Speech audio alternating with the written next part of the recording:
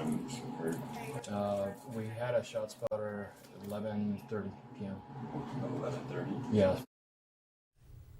Good evening, New Mexico. There have been questions surrounding the deadly shooting at UNM since it happened 3 weeks ago.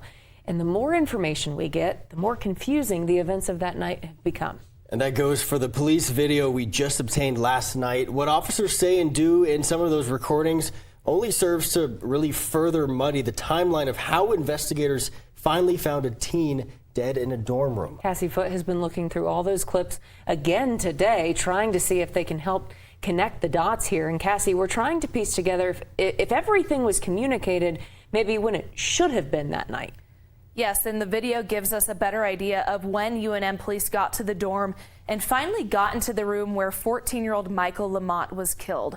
We also have 911 calls from Lamont's mom and the suspect's parents to help fill in those gaps. State police say video shows Lamont, 2 other teens, and the 18-year-old suspect, John Fuentes, walking toward the Gila dorm on July 24th, and that was around 10:20 that night.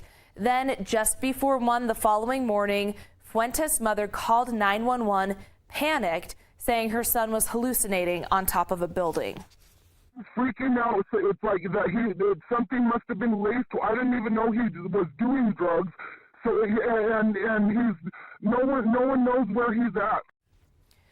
According to 911 calls, Fuentes' phone company tracked his phone to campus 13 minutes after his mother's call, and that is when dispatch gave APD his phone's location.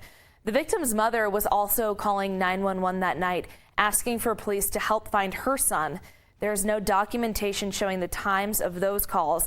However, she told dispatchers Lamont was on campus with a relative who called her saying there was a shooting. She told 911 operators she could not get a hold of Lamont, but could see his phone was still inside his relative's dorm. She says she couldn't get UNM police to respond either. Hi, yes, I'm in UNM. I called just a while ago about my son potentially being shot on campus. The police are still not here. It's been over 45 minutes. I'm at the room all the way from Rancho.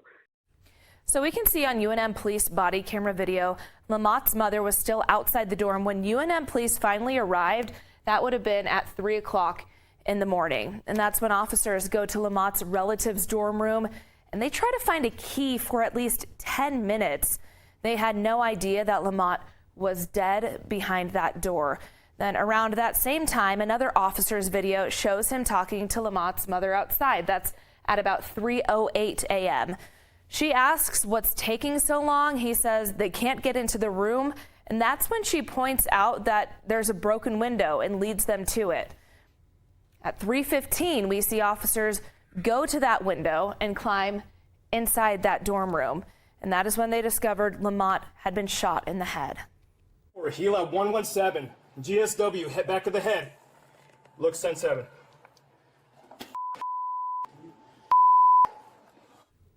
Now, what could help fill in some of those gaps in the timeline is security cameras on campus.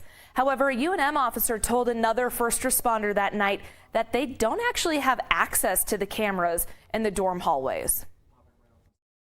They don't even give us access to these cameras at all. You see that hallway camera right there? We don't have access to it. Which state have access to?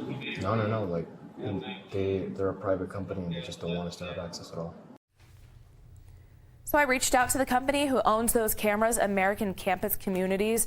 A spokesperson says they've been in full cooperation during this investigation and have provided all information and materials, including that security camera footage, to investigators. So that kind of tells a little better story of what happened. But I mean, there are still other parts of this timeline that are not at all clear. Yes, like why it took UNM police so long to investigate after Lamont's mother called 911, and why Lamont, Fuentes, and another teen were in that dorm room that night, because they're not UNM students, and that's against school policy. Tessa, Trevor? Again, just can't imagine being a parent in that situation there at the campus. Thank you, Cassie, for the update.